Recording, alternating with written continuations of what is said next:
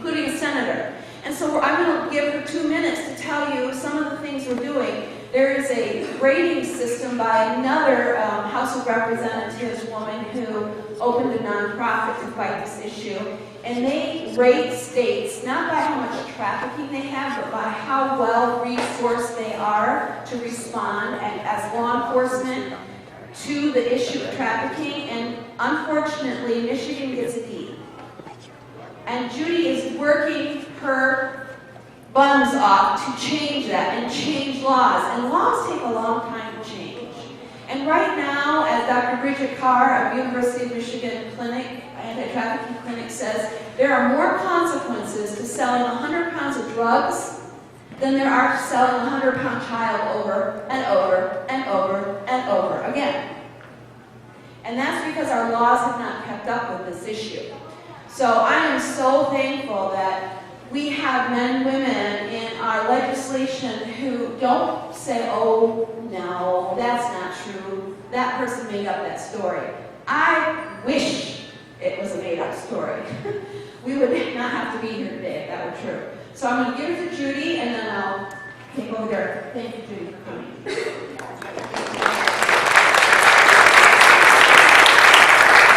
I won't take a lot of time because what I talked about is pretty boring unless you're into writing policy.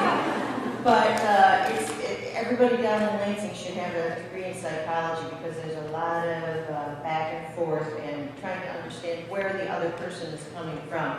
When we started this journey, and I will tell you that Teresa's book was part of the impetus. We started with some very simple legislation that was cleaning up our original statute that was written in 2006 that just says force, fraud, or coercion constitutes human trafficking. It was based on the federal definition, and it really did nothing. The consequences were next to nothing.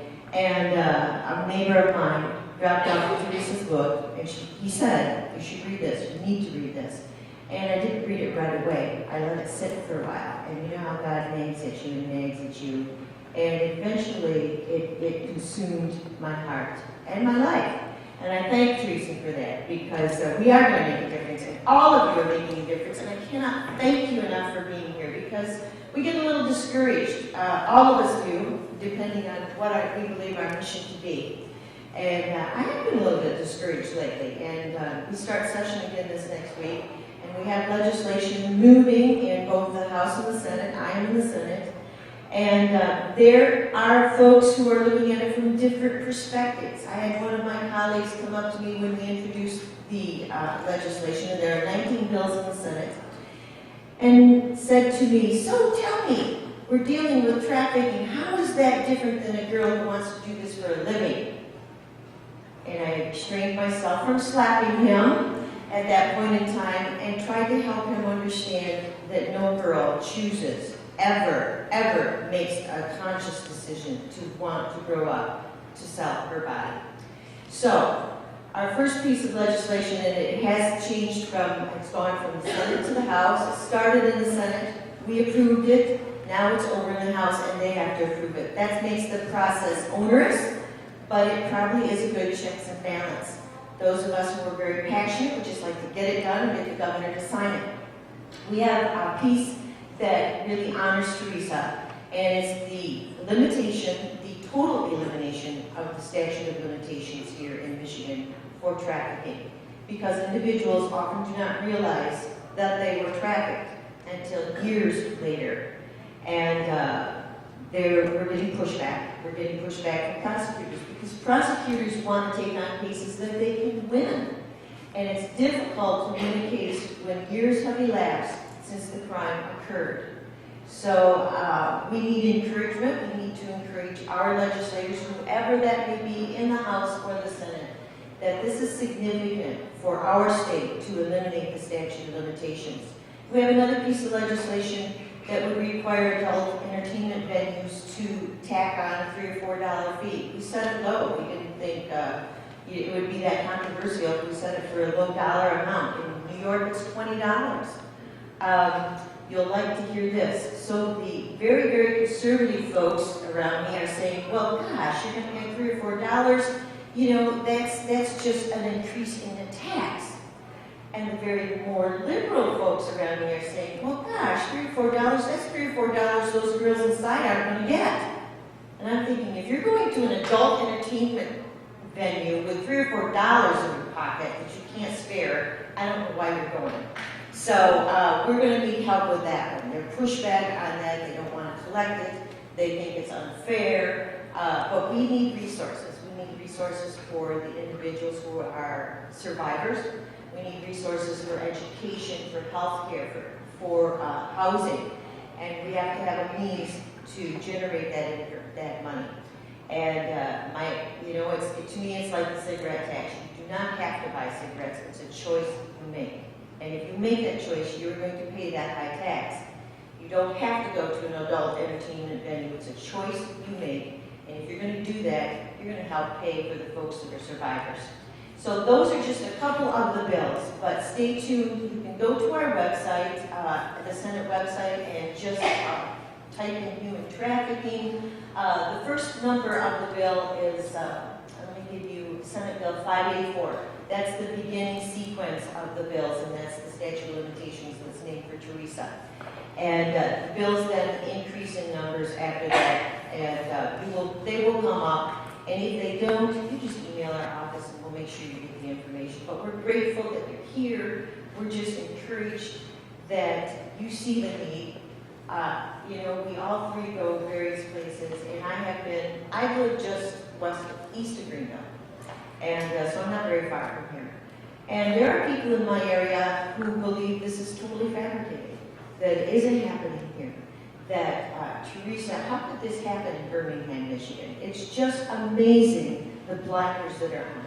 And because you're here, you're going to make a difference to help people be aware, to help people know what to look for, and you're probably going to make a difference in people who are already enslaved, and these soaps will send the message and give them an opportunity to reach out. So thank you. Thank you for giving me a couple minutes, and thank you for doing this.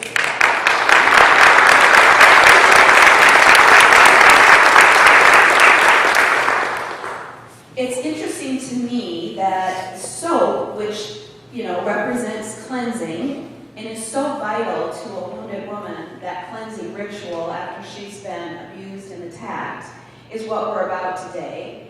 And so it's very fitting that we use soap to clean up this problem. And as you'll hear from Teresa, it's the one place that a trafficked woman is left alone. Women at Risk International is hosting this today, and we welcome you here. We watched Art Prize last year quietly behind the scenes to see if there was an uptick and to investigate before we stepped into this, so that we were doing it with knowledge and foresight. And we are now calling this project Art Surprise. Unfortunately, the successfulness of Art Prize, it's not their fault, it's that they're so successful. It brings in 500, 300, 500,000 people for quite a length of time. And we know, Women at Risk, and you know, that there are 15 flashpoints that we've identified, or 15 things that draw the eye of a trafficker to a community. And West Michigan has 12 of those 15. West Michigan has 2,400 minors, just minors, for sale at any given time, according to the FBI. And that doesn't count Art Prize. But whenever there's big events like tourism, which is the Art Prize is tourism, people come from all over the world and all over the United States, and people do things when they're away from home that they would never do at home. And so tourism is one of the 15 flashpoints, and Art Prize is huge, and it's success. It's not their fault. It's because they're successful, and trafficking is about money. It's not about sex. That's prostitution. Trafficking means someone selling somebody for money or enslaving them for labor for money. So welcome today to Art Surprise. Unfortunately, we are working to clean up West Michigan, literally. And today's schedule, I'm going to run through it fast, is first the soap presentation. You'll have the training with Teresa, who is a trafficking survivor, and her story is your daughter's story. It's a middle or upper middle class story. And that's the power of her story. This is not just about our inner cities.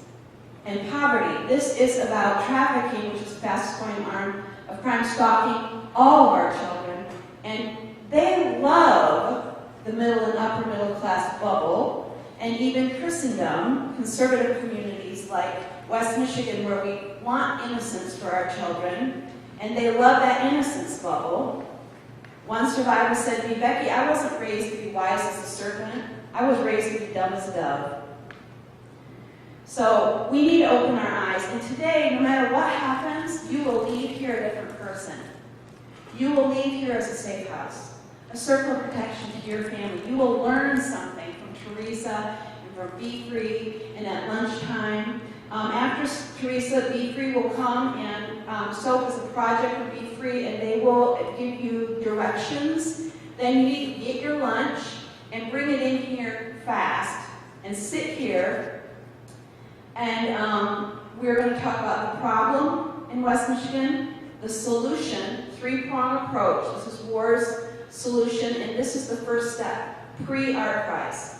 And then in the middle of art prize, we have at the Gerald R. Ford Museum, we are going to have an artist there who's doing the trafficking things, particularly focusing on child trafficking related to the baby tied to a pole with a red cord. And so red cords will be given out, we'll talk about that. And then after art prize, we'll be doing the self-defense training at the Kroc Center. So that is Women at Risk International's three-pronged approach to Art Surprise. And then at lunch, you'll also hear about the plan. Once you rescue a person, that is just the beginning. You do not 90% of the women they rescued in Cambodia and get sent home from a police raid without job training get resold. You do not pat a woman on the head, rescue her, send her to say, nice, have a nice life, go do something nice.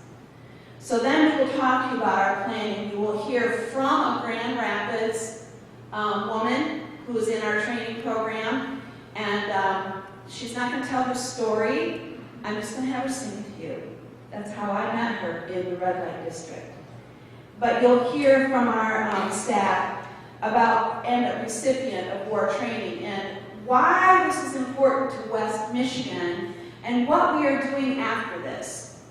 I mean, Teresa's going to go away and keep doing what she does, and Be Free's going to go away and do what they do, but we're sitting right here, and our headquarters is not even a mile from here. And thank you to Calvary Church for opening their doors to us. Bless you, bless you, bless you. They took in 30, 40 boys that a survivor brought and let us sleep in their gym on Father's Day. And they had just laid out the red carpet for us over and over again. And I don't know what you know about faith-based communities, but every time I find a church that is a real church and a real sanctuary, I celebrate. Because it's hard. This is a hard subject, isn't it?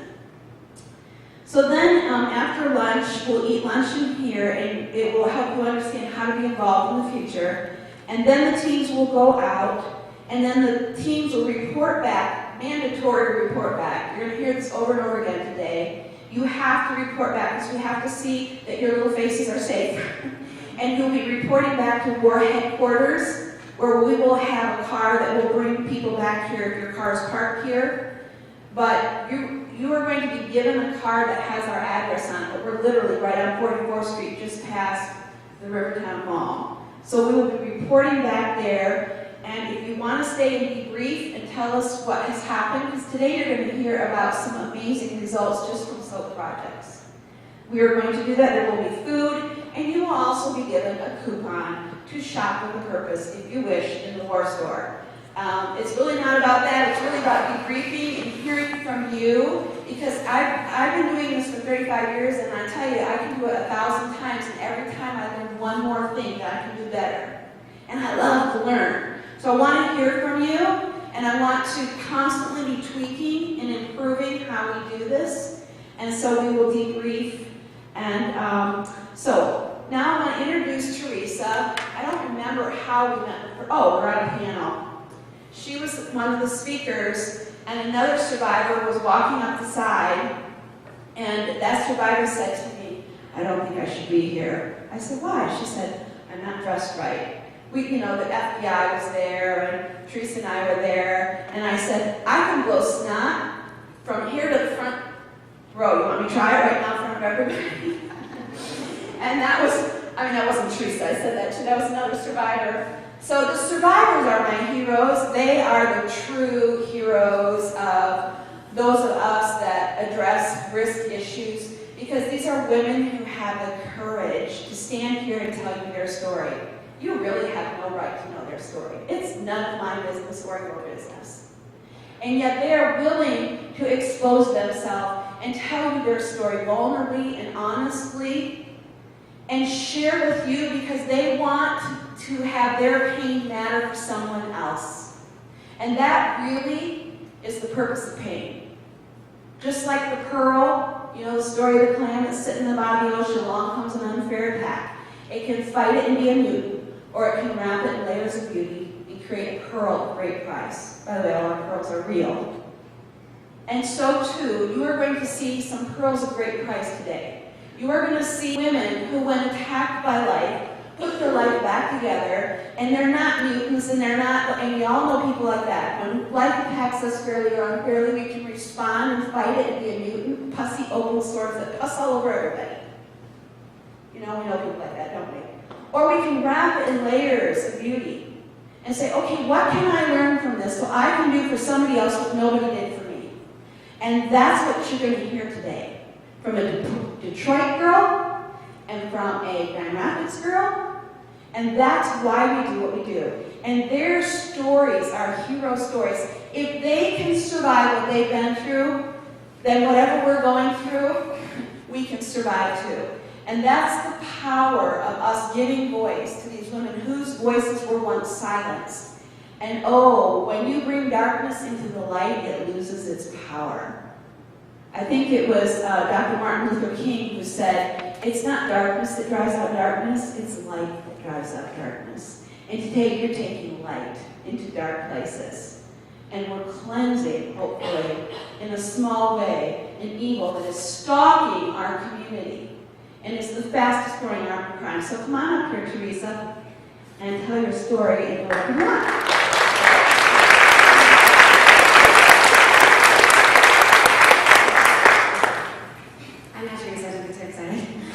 This is just a formality part, it's going to take just a second. First of all, welcome. I'm not going to expand or entertain. I do just want to say thank you. My name is Elizabeth Van Dyne. I'm the executive director of Be Free. We're the nonprofit that runs the SOAP outreach for Teresa. And this outreach is 100% volunteer driven. So our effectiveness, our ability to reach this community at this time is directly related to all of you showing up here today. So thank you very much.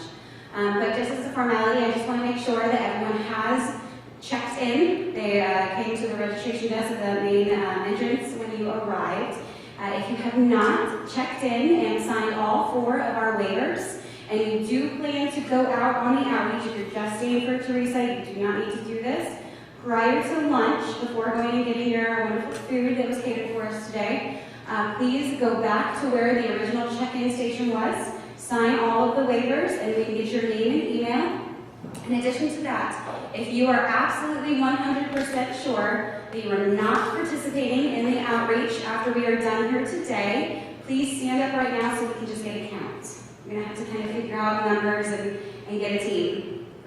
If they're not going out, 100% sure. We're not trying to shine a light. It's totally okay you're not going out. We just need to be able to have a number of how many teams that we are going to do based on how many people that we have here today. Okay, and just so we know and everyone is clear on the policy and the rules for going out, you have to be 18 or older to participate in the outreach for the hotels. A few of you will be going to bars and strip clubs. You have to be 21 for that. We will not send them into the strip clubs for pretty obvious reasons. But thank you so much for coming here today. Thanks, Elizabeth. Everybody hear me okay? Cool. Yeah. Well, thank you so much for coming. It is my honor to be able to always come back to Michigan, though it is very difficult to do so because my traffickers still live here. And I'm very thankful to Becky, who has supported me through the years, spiritually, emotionally, financially at times, to make this come true, to make my dream of rescuing girls come true. And also to Senator Emmons, who asked me one day what I would want to see change through Michigan. And I thought, well, here's just another person that, wants to hear my story and, can't really help the situation. And she turned around and she went full force and said, we are going to do this, and we are going to stop this from Michigan, and we're going to be the #1 state with the best laws. And I just thank her for that, because it means the world to somebody like me. You know, not even just a survivor, but a citizen, an American. So, how many of you have been trained in human trafficking before? Raise your hand. Sit through and think, okay, that's a fair number. So some of this might be repetitive. What we're going to do is we're going to talk about the definition, where you can see this. I want you to know about human trafficking, so when you go home you can tell somebody about it. But we're also going to look at why. Why is this such a huge problem and we didn't even know about it? I want to talk to you about what is going on in your children's life whenever you turn on the TV that has propelled this into being an epidemic. And then I'll share with you my story, okay? It's very interactive, okay? Okay, awesome. So we do have a warning here. If you are an active viewer of pornography or struggle with this, or a participant in commercial sex, this might not be the perfect thing for you to do today, okay? If you would like to have help with overcoming any kind of addiction like this, please seek out one of us and we will get you a referral to wherever you need to get this help. Also, if you have had some kind of abuse in your past, which many of us have, then some of these things might raise up some issues. You might have nightmares tonight. It might be pretty hard. I apologize for that, but it might be, for the best, because you might need to get some help for that. And so I just wanted to prepare you to warn you that that could happen. This could trigger some things, okay? So the definition of human trafficking is the recruitment, harboring, transporting of an individual using force, fraud, or coercion. Really, if you manipulate somebody, you blackmail them, or you threaten them into commercial sex or forced labor, that's human trafficking. You don't have to ever have laid a hand on them. You can just say, hey, I'm going to kill your family if you don't do this. And that is human trafficking. Now, we all know what forced labor is, and you do have quite a few cases of labor trafficking in the state of Michigan. But what is commercial sex? Commercial sex is any sex act, doesn't matter what it is, pornography, videos, pictures, sometimes sexting, let's see what else, escorting, prostitution, working in a strip club. And we have found girls as young as 14 working in strip clubs in this country. If you do any one of those things in exchange for something of financial, something of value, then that makes it commercial sex. Okay? So, if you have a runaway, she's hungry, and a guy comes up and says, hey, if you do this for me, I'll go buy you a Happy Meal. That just made it commercial sex.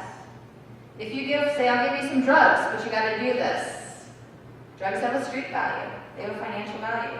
That made it commercial sex. Does that make sense? Okay. So, we also know that anybody under the age of 18 involved in any form of commercial sex, by federal definition, is a victim of human trafficking. Let me say that again. If she's under 18, involved in any form of commercial sex, that's human trafficking. Do you know what that means? There's no such thing as teen prostitution. It does not exist in our country. If you don't remember anything else today, I want you to remember that. There's no such thing as child or teen prostitutes. They are human trafficking victims. If a woman is over the age of 18 and she's involved in commercial sex and she has a pimp, she's being trafficked. If you have a pimp, he or she is forcing you. They're beating you if you don't bring enough money home. They're threatening her, all right? They tell her that they love her, but then they're also beating her and telling her she has to bring home a certain amount of money. So if a woman has a pimp, then she is being trafficked. And this is not an issue about sex. This is not smuggling, all right? You can have a girl in a house and bring money to her all night long. You don't have to ever leave the state. It's not about, it's really just about money and greed. So, I'm from Ohio. We think that Ohio is the 5th leading state for human trafficking. I believe that Michigan is right up there as well. Anybody know the top 3 states? Yell them out. Florida, not Georgia. California and Texas, right. Usually people say Las Vegas. It's like that's not a state, even though it seems like a state. So Florida, California, and Texas. Those are called what kind of states? Border states. So you have more labor trafficking, more migrants, immigrants. 4th leading state. Anybody know what it is? No? No? Minnesota. Minnesota's number 4, and Ohio's 5. I believe probably Michigan is either 5 or 6. It is the 2nd leading, fastest growing crime. You can get in more trouble faster for selling drugs than you can a human being. The average age of entry into prostitution in the United States is 12 to 14 years of age. You guys remember what you were doing at 12? What were you doing? Riding your bike, going to movies, having sleepovers, going roller skating. Anybody remember what roller skating is? Yeah? Can you imagine having to have sex with 10 to 20 strangers every single night of the week at 12 years of age? That's the reality. The majority of the victims are women, 80%, 50% are children, but this does happen to boys, 20%. This is something that's not even been addressed very much, except for one organization that I know right here in Michigan. The biggest reason that we have so many victims is we have a lot of runaways in this country. We have 1.3 million missing and runaway kids. Did you guys know that? That's a lot of kids. Over 3,500 a day go missing. But a lot of these kids run away continually because either they're being molested or abused at home, or they're having somebody that convinces them, hey, come over here, right? They're running to something. But a lot of times, the places that they're home, their foster parent homes, or their parents, they just stop calling and reporting it.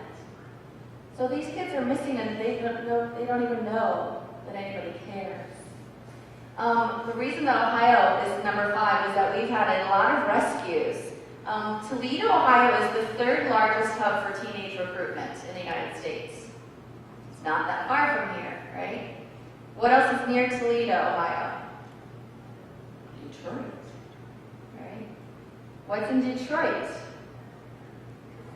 Casinos, strip clubs that are owned by the mafia, international borders. So, you have a lot of red flags in this area. So how does this happen? How does it happen in Michigan? Gosh, this is such a, your license plates say pure Michigan, right? They're beautiful, right? Pure. I love that. Like so. Well, most people think, oh my gosh, Teresa, you were trafficked. You must have been kidnapped. I wasn't. One time I was, but most people think it's kind of like that movie Taken. How many of you guys have seen Taken? Raise your hand. Everybody's seen it, right? They think if you're American and you were trafficked, you must have been kidnapped. All right? People think that. But that's actually only 3%. Only 3% are kidnapped. But 3% of 100,000 kids is not a small number. That's how many we have being trafficked in this country. 35%, a third of all human trafficking victims got into it because they were sold by a family member. A third. I know quite a few victims. They're mostly from the rural areas, right? You kind of think, oh, maybe there must have been, a minority or a big city. No, a lot of these are in very rural areas, sold by their parents. These survivors have the hardest time to recover, in my opinion. And then 62% were actually tricked. They were groomed. They were told lies by a Romeo boyfriend, like was in my case, or an older girl that went to school with them, or some people that lived in their same subdivision. So these are the ways that people get trafficked in our country. Now, why would Grand Rapids have a lot of cases? Why would Michigan in general have a lot of cases? Well, extensive highway systems. You guys have a lot of highways. Where are you at in Grand Rapids? You can can get out of the state pretty fast, can't you? All right, you can come up missing really fast. You have international borders in several parts of your state, okay? Up north and then also through Detroit. Large immigrant populations. We know that they're very vulnerable, and you have a lot of that here, especially in the summers. I think what Traverse City ranks, not Traverse City, Mackinac Island, was it the top 5? What number was it? Number 1. So the top city in Michigan for trafficking was Mackinac Island. I mean, I used to go to my summers up there. But obviously there's going to be a lot of labor trafficking. Let's see what else. Universities and colleges. Now, why would a university or college student be vulnerable? Away from mom and dad. They're away from home. Any college students here? All right. Does your mom and dad call you every night to make sure you're home in bed? I have kids in college. I don't call them every night. Do you guys have good roommates? Yeah. If you didn't come home one night, or like she missed you, like you didn't see your roommate, would you like the next day like call the police? No. Might take a couple days. Would you like get up in the morning and think, oh my gosh, I didn't see her. Maybe she came in later, she got up early this morning and left, right? Right? It's really easy to become trafficked because the lack of supervision, right? And the kids just, they don't think anything is bad going to happen to them. The other thing Becky had said is financially. Are you guys poor? Yeah, you're poor, right? These guys know how to get girls, all right? They know what makes the girl vulnerable.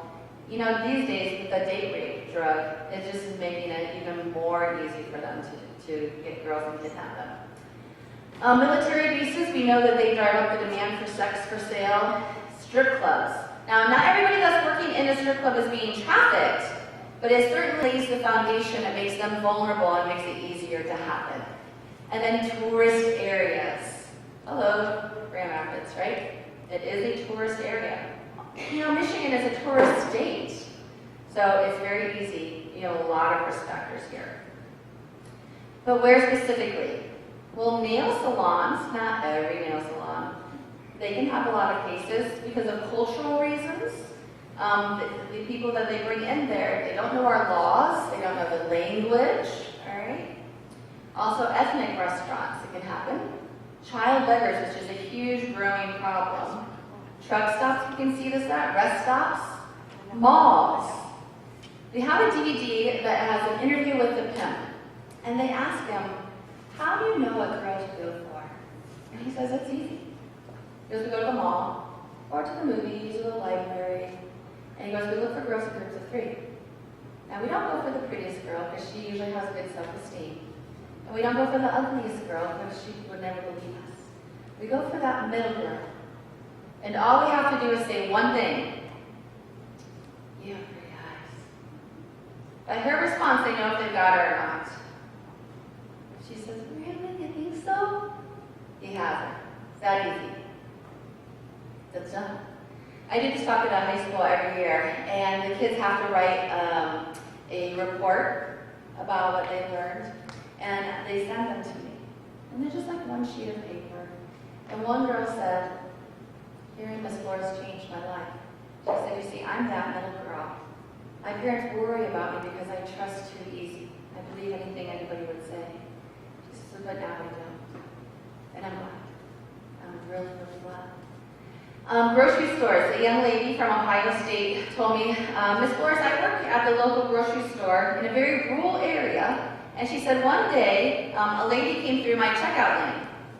And the lady said, you're really pretty. I can make you more money than you make here. And she said, I had read your book, I knew what she was, I knew it, you know, and I just thank God that you did.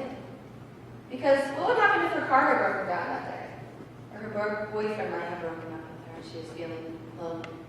Or she got her tuition bill in the mail and couldn't pay it. She might have taken that lady's business card. But it's also to show you how blatant these people are getting because we're not doing anything about it. Back page, which we'll talk about later, older boyfriends. Anytime a girl is dating a boy 4, 5, 6, 7 years older, nothing good will come out of that.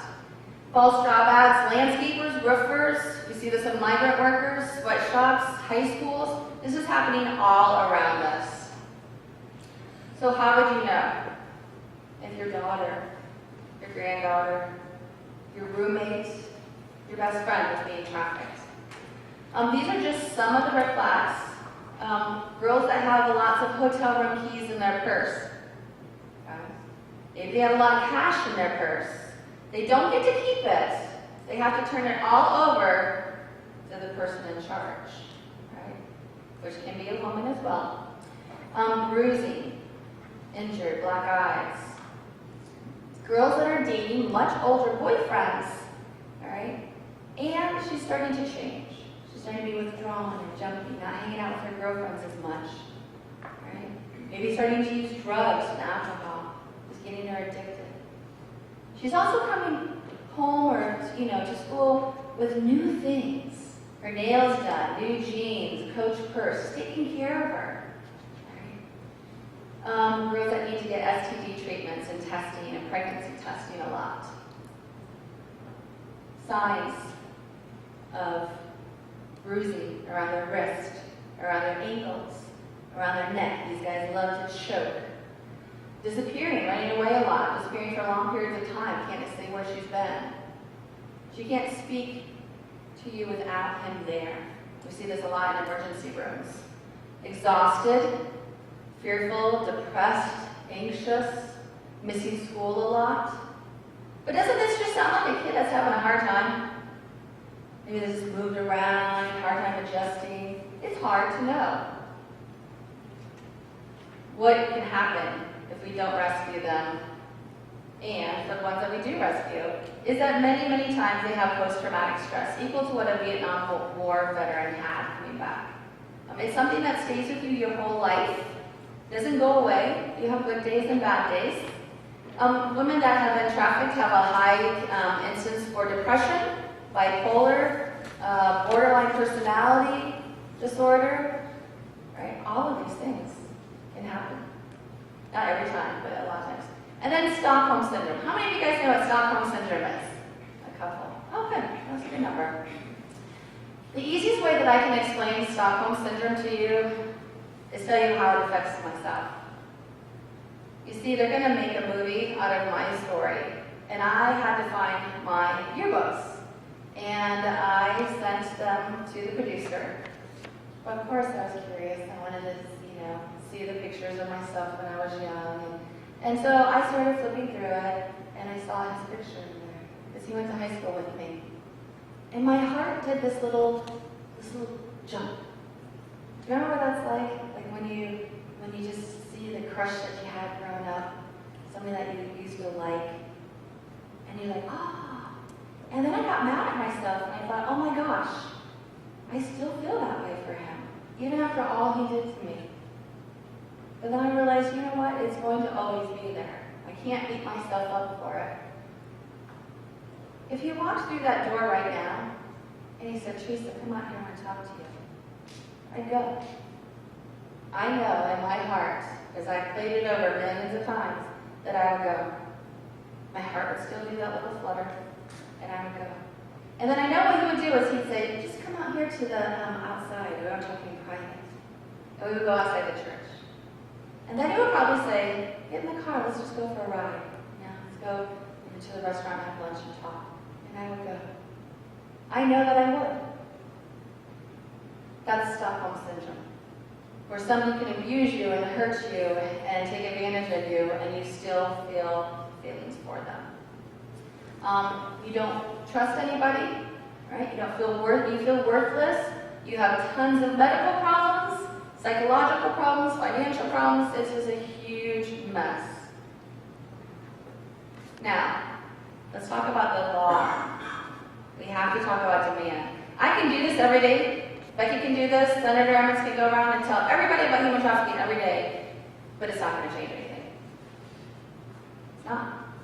The only way that we can change this is through the law and through demand. We have to start going after the guy. In Ohio, we had, in a 6 months period of time, 1,000 women that were arrested for prostitution. We had 5 men that were arrested. 1,000. 5. In our country, it is illegal to buy sex and to sell sex. Same offense, misdemeanor, you can't do either one.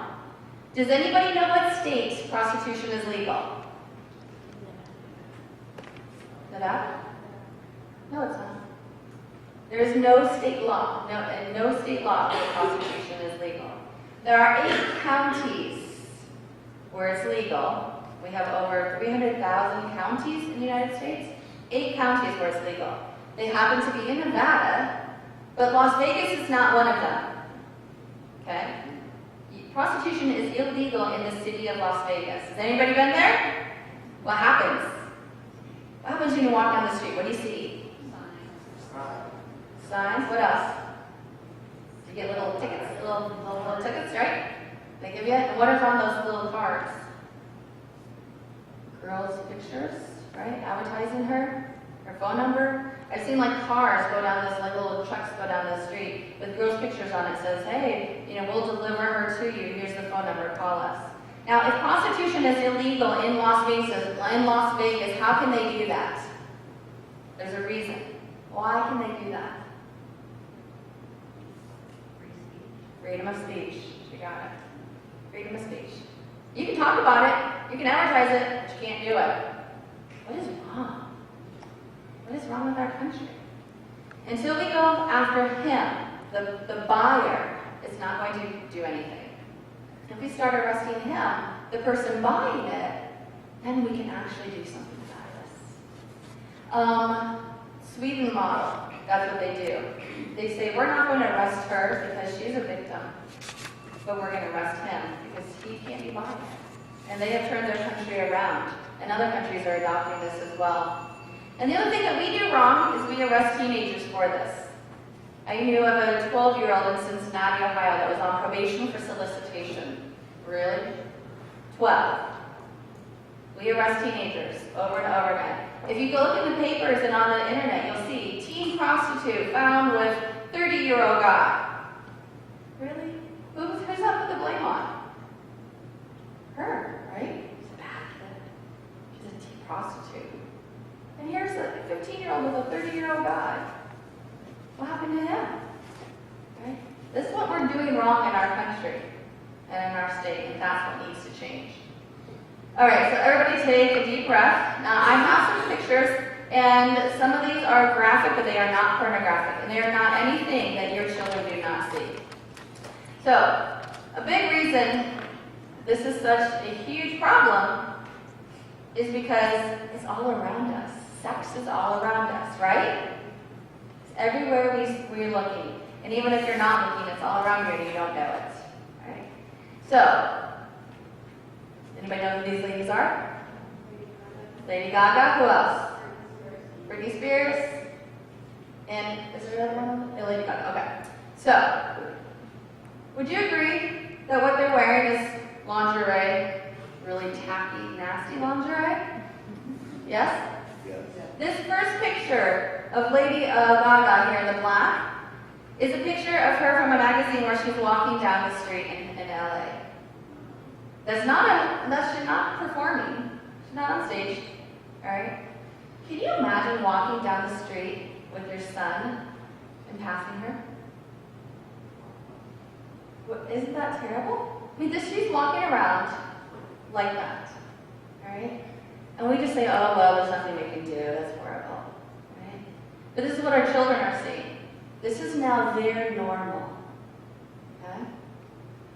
It's even in the magazines.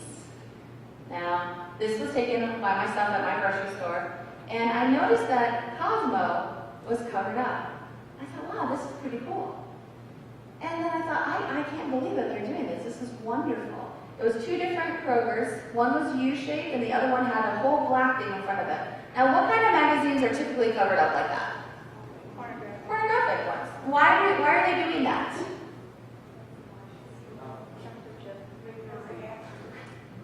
What? To make you want to look. To make you want to look. That's very interesting. Is it to protect children, usually, too, from seeing those, right? That's usually what they're doing. They're trying to protect children from seeing it. But why would Kroger's be covering up Cosmopolitan in the grocery store? Well, this is why. It's not because of the image, right?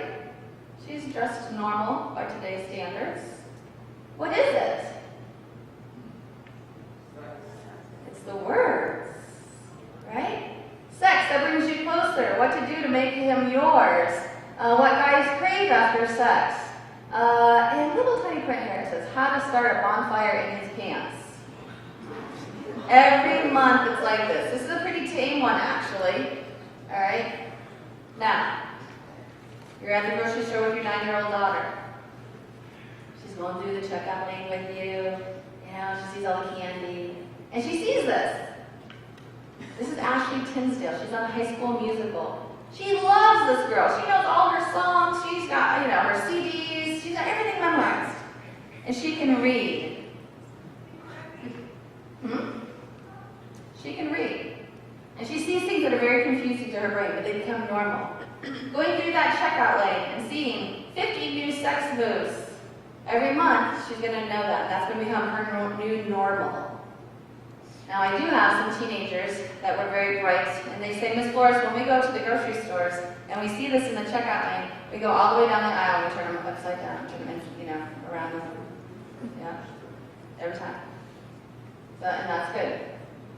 Why don't we go up to the grocery store customer service and say, hey, this is inappropriate for our children to see. I spend a lot of money here. I have a lot of people on my Facebook page. If you don't remove this to a more appropriate place or cover it up, I'm going to tell everybody not to shop here. Why don't we do that? We can. But many people don't want to be known as the busybody, But maybe we need to start being the busybody. It's even in the books that are on Amazon. This one is How to Be a Pimp. It is $350. It has sold a lot. There's a lot of books on how to be a pimp, all right?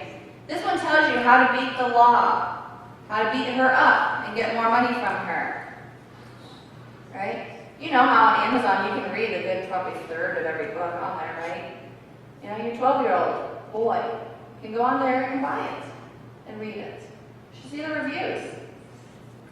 But it's even in the toys that our kids are playing. But what are these called? Bratz. For those of you who don't know, a Bratz doll, B-R-A-T-Z. Now, how many of you guys had a Barbie doll growing up? Did you love your Barbie doll? Did you cut their hair? Yes. Yeah. Now, I had the mansion, and I had Pen, and we had G.I. Joe, and I also had the camper, because I was from Michigan, like y'all, and I didn't get the Corvette. I wanted the Corvette. Did anybody get the Corvette here? Or did y'all have a camper?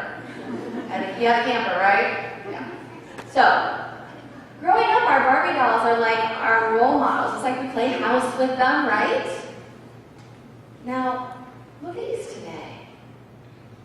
What is on her legs?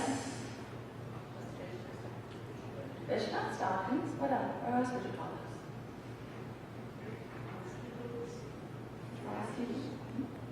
What else? Yeah, someone just said it. Say it on. They're thigh highs. Somebody said that, right? Those are thigh highs. Now, what are thigh highs, ladies? What were thigh highs before? Lingerie. Yep, they were held up by garters, right? Those are lingerie. Those are thigh highs. What kind of shoes are those? Platforms. They're not platforms. They're not stilettos. They're stripper shoes. Somebody said. Yeah. Oh, yeah. Those are stripper shoes. If you were a stripper, you have to wear shoes that are that high. Minimum 5 to 7 inches high. There are stripper stores. Don't ask me how I know this. And you go there and you buy these shoes. All right? See the short skirts, the big hair, the makeup?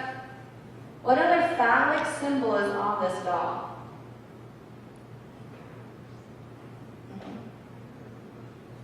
Anybody see it? Guys usually can see it real well. What was the question? Huh? What was the question? Oh, what else is on this doll that's extremely sexy? That is a sign of sex. Yep, the big lips. That is very intentional, people. This is your child's Barbie doll. 5-year-olds put this on their Christmas wish list.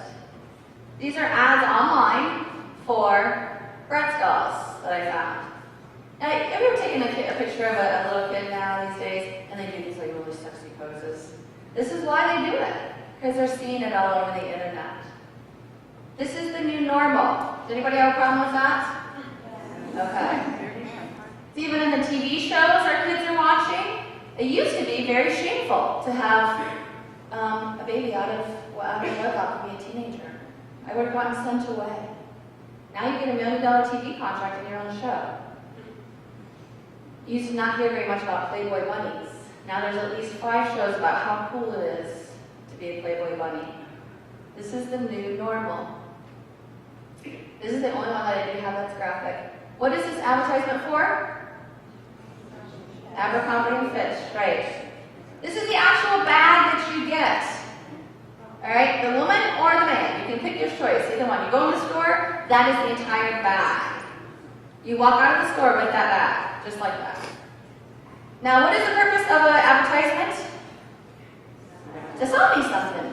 Anybody tell me what they're trying to sell me here? The shirt, really? Is there a shirt? I can see the shirt there. I don't know why they have to do that. Why don't we write Abercrombie? Why don't we get people together to say, hey, this is wrong. This is on their website.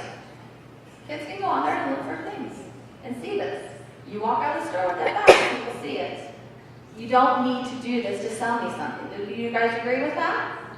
Right? But obviously nobody's saying anything about it because they're doing it. Now, this one's extremely upsetting to me. This is vitamin water. See the one with the girl on it?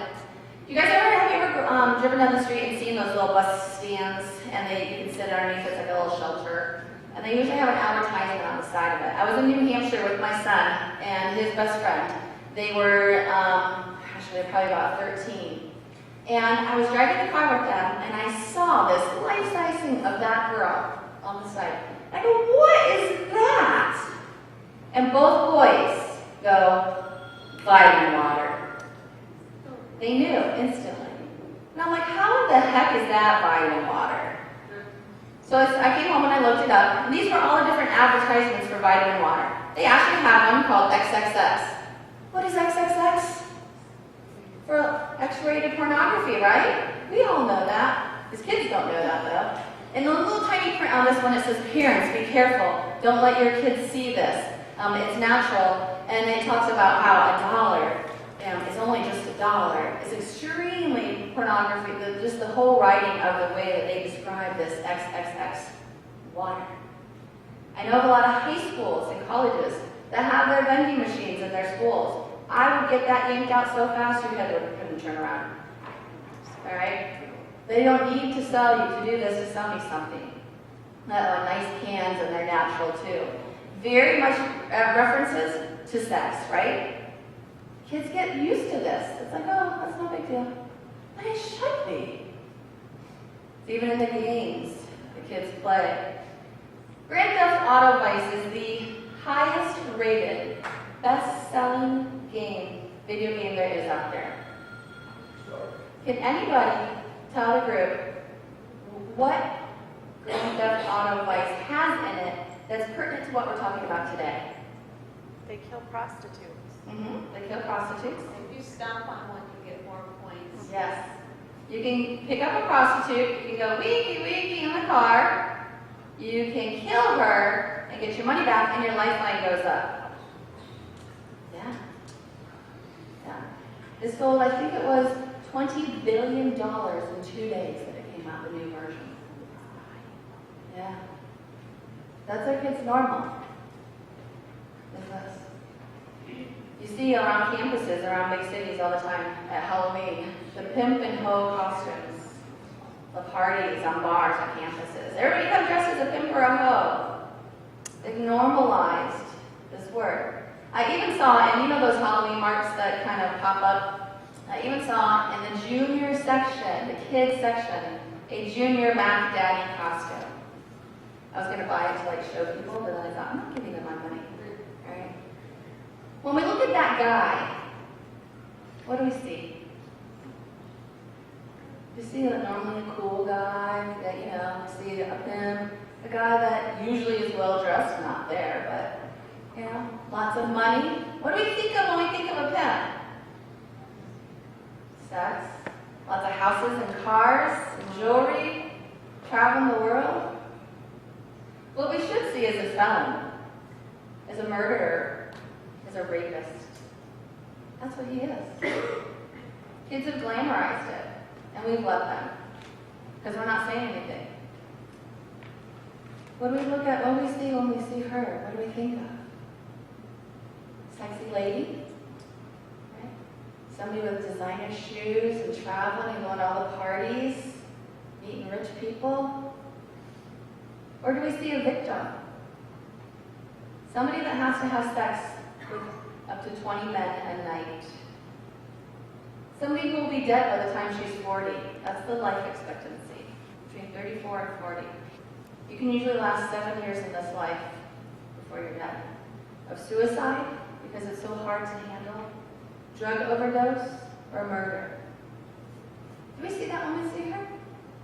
We don't, and we should. Because a lot of us think of prostitution as pretty women. And unfortunately, a lot of the girls that are homeless and running away think of it that way too. They meet this older guy, and they think he's just going to take care of them. He's going to be their knight in shining armor, whisk her away, make her rich. And they meet a guy, and he seems like that in the beginning. He showers her with presents and takes care of her. But then he pulls the rug out from under her feet. And he says, if you love me, you'll get out there and you'll do this. And then you fast forward a few years and you see her by the side of the road, and you think, oh, that's just a pity. Some washed up crappo out there just to get another, fix for her drugs. But do we stop and rewind and think, how did she get there? Look at her sign. It says, what does it say? Tired of prostitution, need money, please help. What happened is she probably ran away from school, didn't finish her education. She's got no diploma, no GED, all right? No driver's license, no birth certificate, never worked a regular job, right? Probably addicted to drugs, had several children, had them removed, no place to live. That's what her life is like. She didn't want it to be that way. She didn't choose to be that way when she was little. So this is what I want to be when I grow up. She just didn't know any other options, any other way out. You see, in our country, we think of prostitution as a choice that people make. This young lady's name is Grace, the one in the upper left-hand corner. She's 15 there. Isn't she pretty? Fresh-faced, blonde. That's Grace. These are all pictures of Grace. These are all mug shots of Grace every time she was arrested for prostitution and other charges. From the time she was 15 until she was 17 and then died shortly after. Now, does it look like Grace is having fun? She's enjoying herself? Does it look like somebody's doing this to her? Sure does. We failed Grace. And we failed her because we didn't help her. We thought she was out there and she was a bad kid or had bad parents, and we didn't do anything. We didn't try hard enough. And that's why I do what I do. And I know that's why Becky and Senator Emmons do this too. Because I don't want another girl to go through what Grace or I went through. I refuse to let that happen. And I want you to remember that today is Grace's picture. You see, when we think of human trafficking of Americans, we can't even fit in our head. Because when we think of human trafficking, we think of other countries. We think of Africa and our chocolate supply. We think of little kids in India. We think of migrant workers. We think of girls for sale in Cambodia and Thailand with dollar signs around their neck or in cages. That's what we think of when we think of human trafficking. But we don't think of someone like this. And we need to. This is a picture of myself during the time that I was being trafficked out of Birmingham, Michigan, out of my home. See that phone there? That's the phone they used to call me on.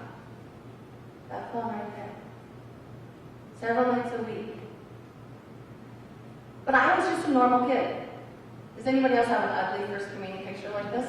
Raise your hand. How do you feel about her? Or just an ugly picture in general?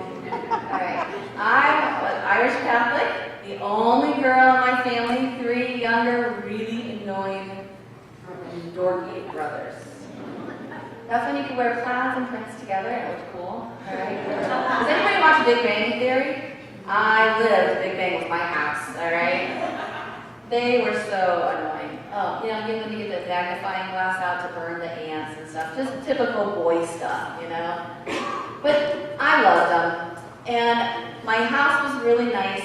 My parents were nice. They didn't beat me. They didn't drug me. I didn't do drugs.